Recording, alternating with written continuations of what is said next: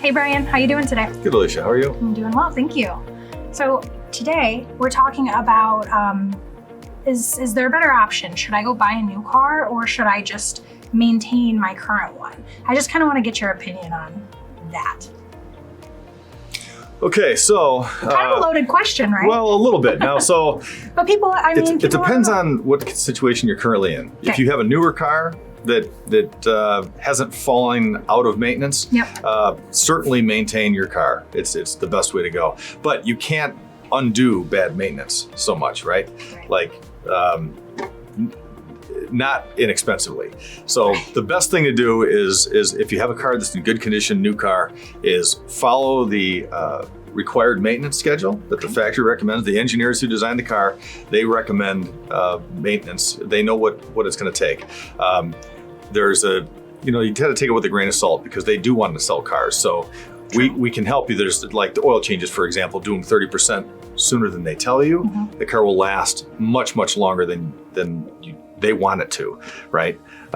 So 200,000 miles is easy now for a car to go. Even around here with the salt, 200,000 miles is an easy number to hit with good maintenance. Okay. So follow the maintenance on it. Now, if you do that, if you go to 250,000 miles and keep a car that long, good maintenance, inside out, all that kind of stuff, you can save like hundreds of thousands of dollars over your lifetime of driving by doing that.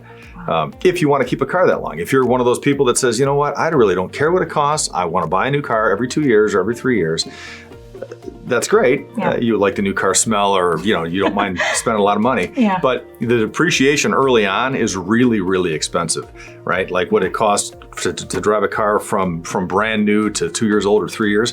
That depreciation early on is expensive. But if you keep it for 5, 6, 8, 10, which the average age I think is like 12 years, it keeps going up. If you can keep it that long, you save a ton of money because the depreciation, the older it gets, the smaller it gets. The only thing you start to worry about is, oh my God, am I going to end up getting stuck with a huge repair bill? Is the transmission or engine going to go bad? Well, if you do good maintenance, you can very likely prevent those big repairs. Yeah. And now it gets really inexpensive. Those later years get really inexpensive to drive the car. Yeah. Insurance is cheaper. So it's definitely a better idea. But again, if you've neglected it for 5 years, the question might then be, the recommendation might be, maybe you want to get another car and start over. Is the cost worth what you're buying? Are you going to be spending the same amount to take care of the car that you would to just... Yeah, well, if you've been bad with oil changes, for example, you can't undo that, right? That engine wear has already happened, right? You can't undo it. So you got to just keep up. Yeah, so it's kind of preference, if you really want to take care of your car and make sure that you can make it last, or if you are maybe one of those people that really like the new car smell and you just want to get a new one, that's okay too. Mm-hmm. I did want to ask one more thing though. Yeah.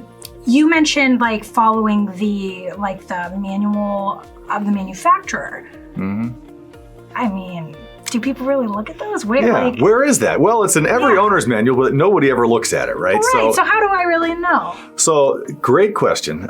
In our system, whenever you come to the counter, call, whatever, schedule an appointment, we know how many miles are on your car. If we've seen it before, we'll know where it's at. Okay. Otherwise, we'll ask. And our system shows what the schedule is from that manufacturer of that vehicle, that model, what the maintenance should be, what should be done at that time, or what should have been done already. All right. So, and we can tell you what's coming. Like for the next appointment, this is what's due. Why don't we schedule it this time? Stay ahead of it. The other thing that's great about good maintenance as opposed to reactionary type maintenance is inconvenience, right? Like, oh crap, the car doesn't start today, or it broke, or whatever. If you're good about maintenance and keeping up with it, you don't have those type of things. Yeah. You don't have breakdowns. I think we've all been there before, and it's not great. Minimize Especially because it's always when you really don't need it to be happening, when you're on your way to work or you have somewhere important to be and your car's not working. So the vast majority of those things are avoidable. Yeah.